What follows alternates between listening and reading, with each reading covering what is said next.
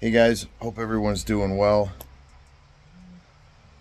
I'm out here in northern Georgia, still in Blood Mountain, just at the cabin that I'm renting out here. Sure wish I lived out here. Beautiful place.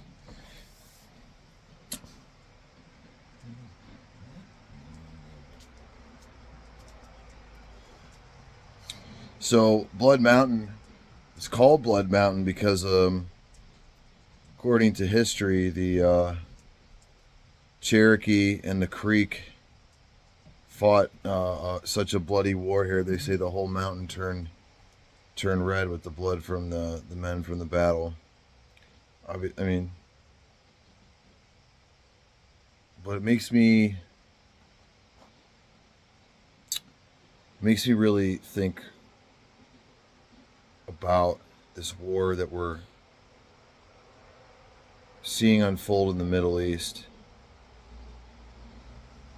And we've known about Ukraine, and we know that Taiwan is probably next. And we're in such strange times right now because we're really truly on the brink of World War III.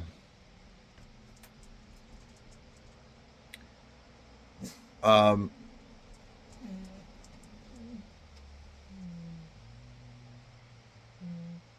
it doesn't really make sense to me.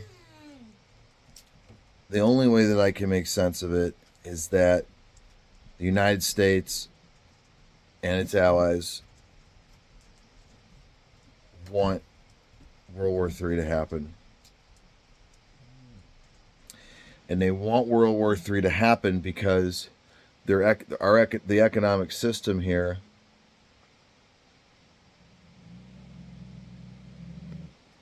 knock it off.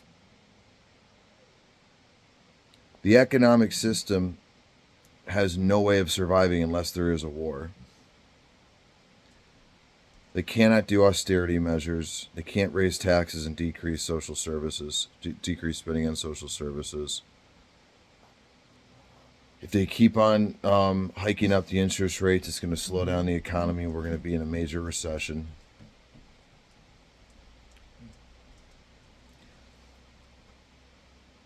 They're already debasing the currency by printing a bunch of money. I think I read they printed up to $13 trillion during COVID. Knock it off. Inflation isn't really coming down. And so the only way to save this Ponzi scheme is to print more money and to go to war.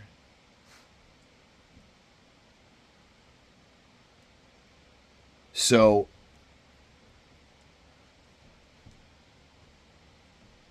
obviously the United States knew that Israel was going to hit the Iranian consulate in Syria, killing 7 of their generals. And the United States knew that Iran was going to send 300 missiles to Israel. Now,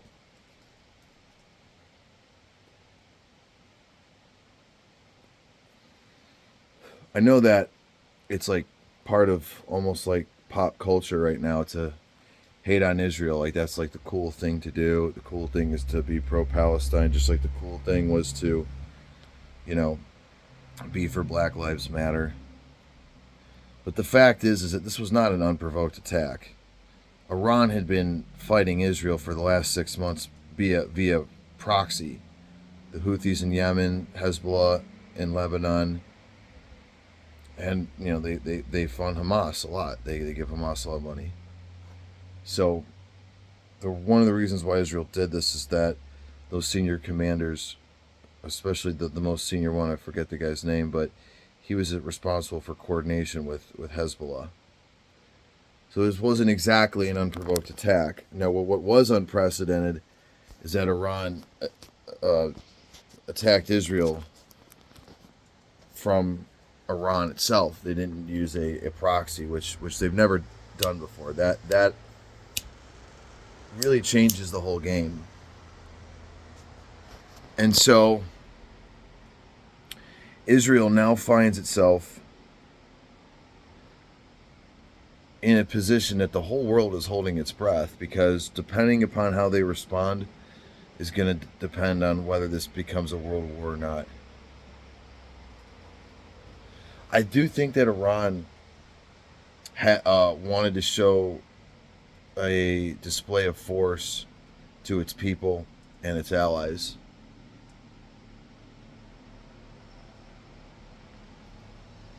That they weren't going to just tolerate Israel doing this. Okay? They did. They didn't. It wasn't a surprise attack. They told them they were going to do it. So now Israel has a choice. Either A, okay, we hit you, you hit us. They didn't do much damage. That's because the United States, along with a coalition of other countries, including France, the UK, Jordan, and Saudi Arabia, and probably UAE to some extent, all helped to make sure that Israel didn't get hit. And this is, and you may ask yourself, why would two or three Arab countries do that? And that's because they're afraid. They don't want, if this gets nuclear, it's going to affect them too. So they don't want, these leaders, they want stability. They don't want escalation. So what's odd is that Turkey has come out and said that they're angry that Iran has done this because it's further destabilizing the region. And Erdogan has been no friend to Israel at all. He's been one of the biggest criticizers of Israel.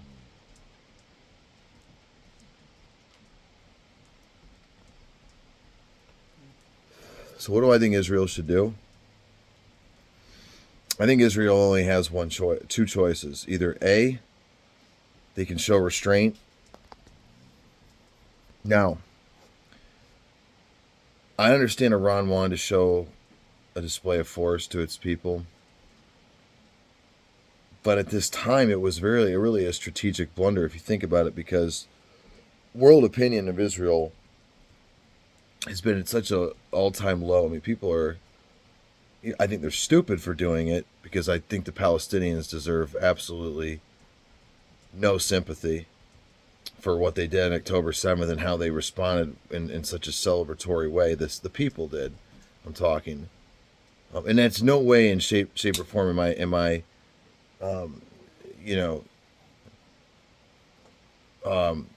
turning a blind eye to the women and children that have been killed. I mean, it's an awful thing, but that's war, and they hide behind human shields, and they're not in army uniforms where they know who's who. And so Hamas knew that was going to happen anyways. Now,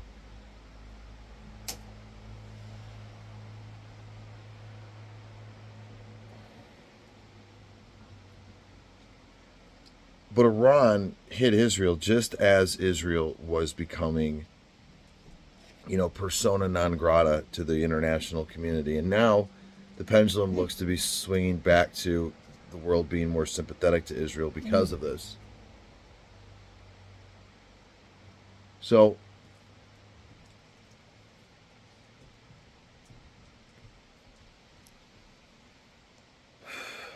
if Israel sits back and does nothing, the EU, the West, the UN, the rest of the Middle Eastern countries will be very happy, because they don't want further escalation of instability in the region. But it sends a clear message to all their enemies that you can hit Israel and live to tell about it. They're not this impervious, unconquerable, well, I don't want to say unconquerable, but this impervious beast that can't be struck. Now, if you are Israel and you're going to hit Iran back, You cannot be proportionate with that. Because if you are proportionate with this, then Iran is going to hit you back.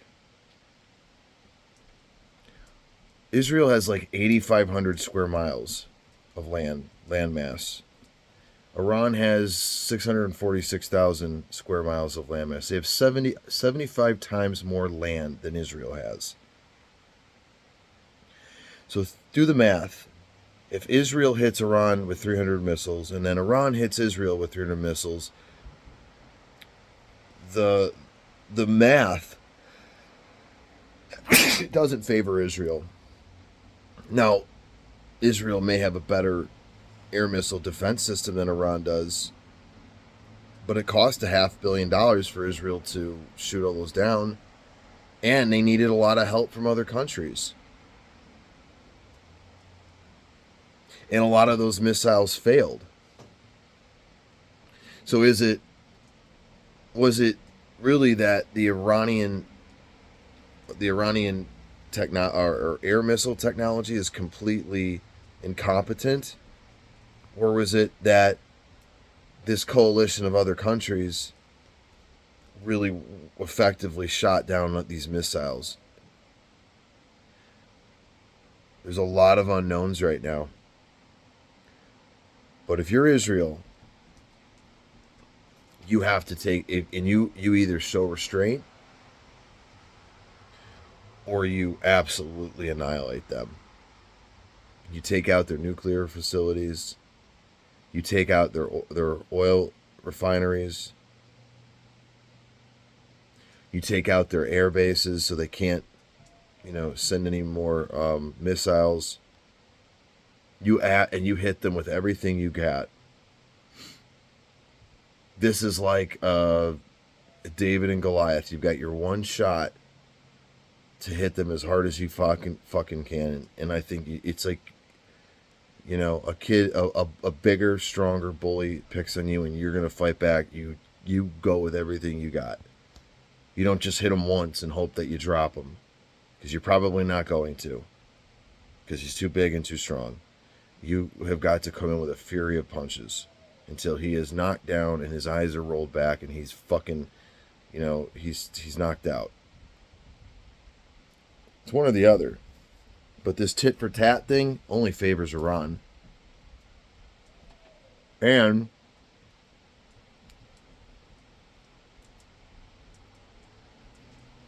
you further threaten to